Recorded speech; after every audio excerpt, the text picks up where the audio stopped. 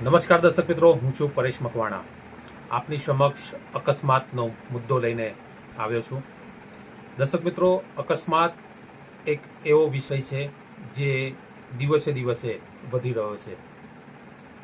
વડોદરા હોય, ગુજરાત હોય કે સમગ્ર ભારત હોય, અકસ્માતના બનાવો દિન પ્રતિદિન સામે આવી રહ્યા છે અને નિર્દોષ લોકો જીવ ગુમાવતા હોવાના સમાચાર પણ આપણે સાંભળ્યા હશે.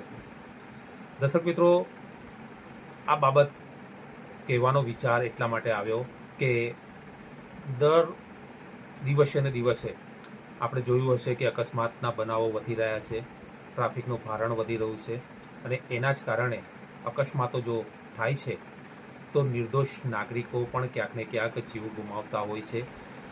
આ વિષયને લઈને ખાસ કરીને અકસ્માતનો મુદ્દો એટલા માટે આપની સમક્ષ શેર કરી રહ્યો છું.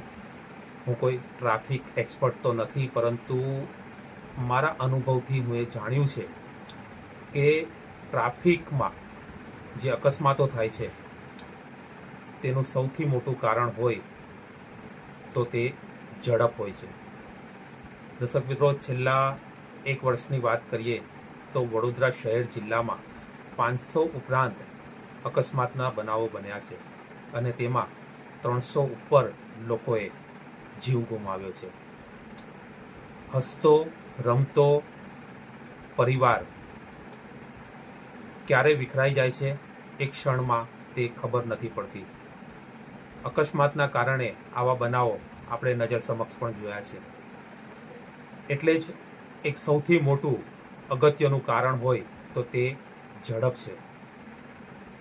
ઝડપમાં ક્યાંક ને ક્યાંક જો કંટ્રોલ કરવામાં આવે વાહન ચલાવતી વખતે, તો મારા અનુભવ પ્રમાણે અકસ્માતની સંખ્યા ઘટી શકે તેમ છે. ક્યારે, કઈ જગ્યાએ, કેટલી સ્પીડમાં વાહન ચલાવવું તે પણ એક અગત્યનું હોવું જોઈએ. ટ્રાફિક પોલીસ પોતાનું કામ કરી રહી છે. ટ્રાફિક ડિપાર્ટમેન્ટ જે રીતે કામ કરવું જોઈએ કરી રહી છે, પરંતુ બધું જ ટ્રાફિક પર પોલીસ પર છોડવું એ પણ વ્યાજબી નથી.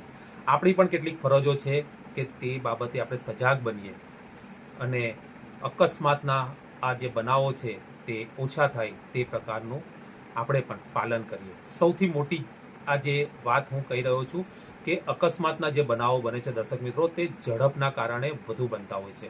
મારો પર્સનલ અનુભવ કહું તો ઝડપ આપણે ઓછી કરીએ વાહન ચલાવવાની, એટલે જે